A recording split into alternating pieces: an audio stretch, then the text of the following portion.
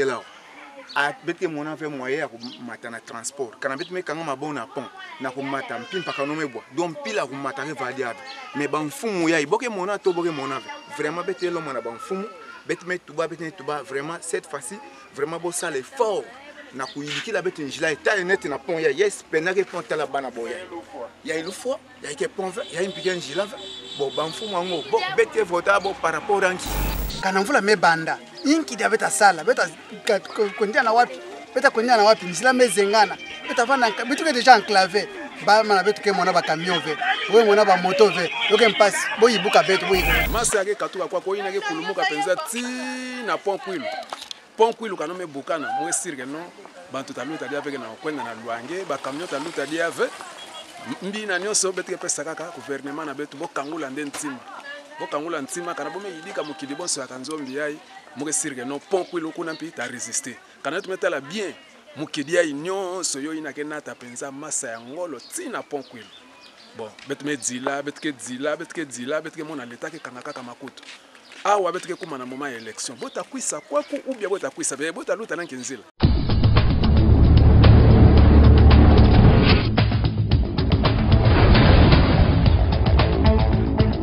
matondo mingi na ba abonné nyonso ya Nsemo TV bisika nyonso beno mezoma na ntoto mvimba kana ngekele mutu yampa na chaîne kovila ve na kusabone mpi nge activer cloche ya notification awa betukele na Kikwit na Pont Kwilu ominya Lukemi quartier Ngulu Zama kamera na beno ya Nsemo TV mekita bubu na balabala sambu na kusonga beno eta ya nzila wapi bana kanzombi ke dilaka mvula na mvula nzila ya ibeke mona zina na yo boulevard Kabila ya mekatuka banda Pont Kwilu yo meluta na cimetière Kuku Pemba yo mebasika tina Kikwide na lweka ya nkaka yo mekwenda tina secteur Kipuka nzila ya ivanda sadisa bantu ya babwala ya nzunga mingi ya secteur Kipuka na kunata bamadia anyoko masangu bima kuteka sambu na kusadisa mpinkangu wa Kikwiti bebubu yai benutala eta ya nzila mpila wamekumilaka mkimpenza ke kikuma ya lufwa ya nzila yai kele la bikuma tatu ya ntetekele negligence ya population tonkangu ya zole zila kuvanda vina bakanivo ya mbote lenda nata masa kibeni ti na Kwilu ya tatu betu lenda tuba kukonda luzolo ya ba politicien mingi ya kizunga na betu ya Kwilu na susi ya Nsemo TV kevanda na yo sambu na kupanza nsangu mpi usonga benu ba réalité ya ville na betu ya Kikwiti kamera ya Nsemo TV mekita bubu na quartier Ngulu Nzamba précisément na Kanzombi Benowa bidilu ya nkangu na micro ya Nsemo TV munu jina na muke mode muke vana otete président ba jeune tala awa pila betena kono kama na njila Kanzombi banda ntamana ba député ya boy ko etubela ba nani do boy ko na ka bo salaka sana ba veste na bo ba bien fait na bo boke mon fait population pila ko souffrir net bana ida ko na place côté ko donc na difficulté mo changolo nge kusa na polo ne non bet votenga non yo ta sala ma diave ina pena ide na mo ina njila ya impilo kela a betke mona fait moyen ko mata na transport kana bet me kanga mabona pont na ko mata mpimpa kana mebwa donc pila ko mata ke valiable mais ban fumu ya iboke mona to boke mona vraiment bete lo mona ban fumu bet me tuba vraiment cette fois-ci vraiment bo ça l'effort na kuyiki la bete njila eta net na pont ya yes penake pont la bana boya ya une fois ya ke pont ya impika njila bo ban fumu ngo bo bete vota bo par rapport anki ça na ko ça la ba bien fait na bo to boke vana na mfuno na beto betke na mfuno dia ya polo ve na njila Kanzombi kananye kwisa makamuna nga ba polo vana no kuna kote nanzo na beno nanzo na nge beta susi na betke njila Kanzombi est-ce que pour y vana kata ville inki ville apidai ma bengay tibu beta tuba combien de fois tipana betke comprendre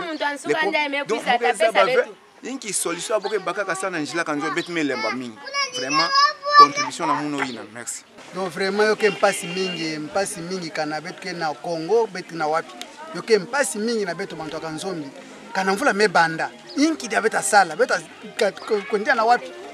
na wapi nisila mezengana beta vana bitu ke déjà enclavé ba mana betu ke mona ba camion ve we mona ba moto ve yoke mpasi boyibuka betu boyibuka parto boyibuka betu ata président de république gouverneur boyibuka betu inki mutini on dirait betu ke na kati ya bwana me betu ke na kati ya ville Kikwiti ville ya Belge bebikaka yoke mpasi boyibuka betu mvula yezo banda beta kwenda na wapi marche mais salama tina mairie ata suite moskeleve inke boge raisonnable boye mono ndire kanzombi bantu kele vo benke mutini tutala betu kwa na kanzombi mpila betu ke mona mpashi ya betu ke mona yoke sala belo kese mingi na ntima mwe mona bamfumu ya nyoso akena ntola boke zaba ya makamu ya nyoso akeluta na kati ya kanzombi eske betu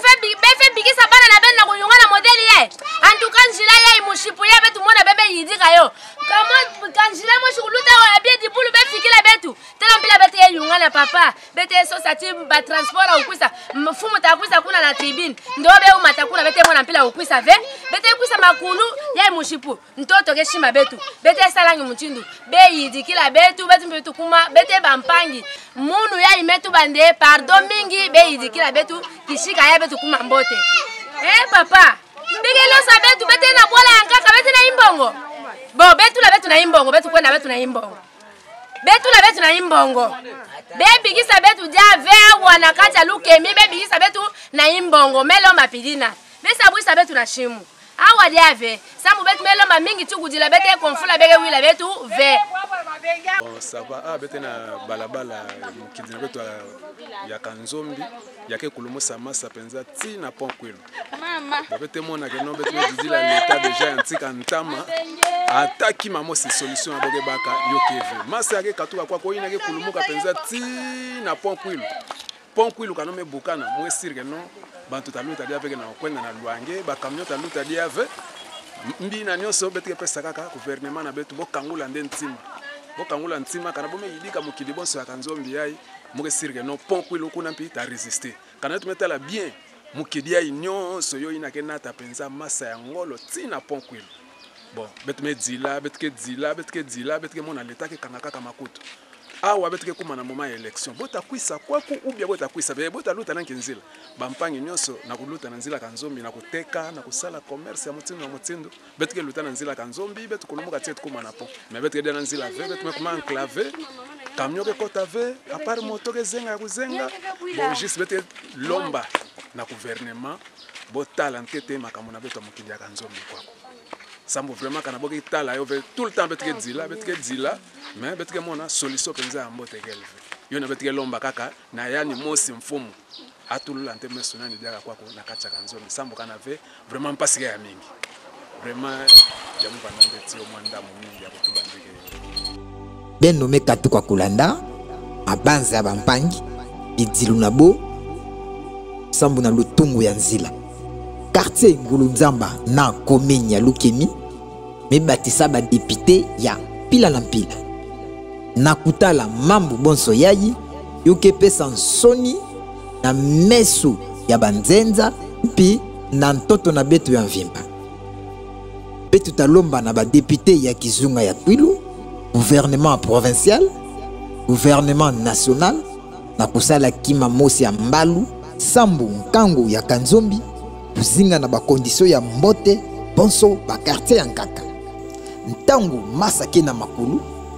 kele ntangu inaboke pepaka betu idika ntangu dibengekele ya fioti na nzile ya Kanzombi beto kinga ve yokuma na kitamina mosi ya yolenda bongadia kafe Kikwiti kele bwala ya bantu ya kutoma betu fetele kumona kutoma ina na bisalo se motifi chaîne ya beno ke tulantima talema pive na kusonga beno ba réalité ya mbanza Kikwiti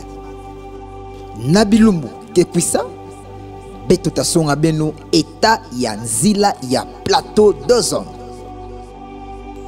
matondo mingi na ba abonné na beto nyonso ya Semo TV beno ya mibaka ntangu ya kulanda beto bikande mfumu nzambi kusakumuna beno mpi asakumuna mbanza na beto Kikwiti asimba mpi bantima ya bamfumu na beto osala kima mosi ya Mbalu sambu na mbanza Kikwiti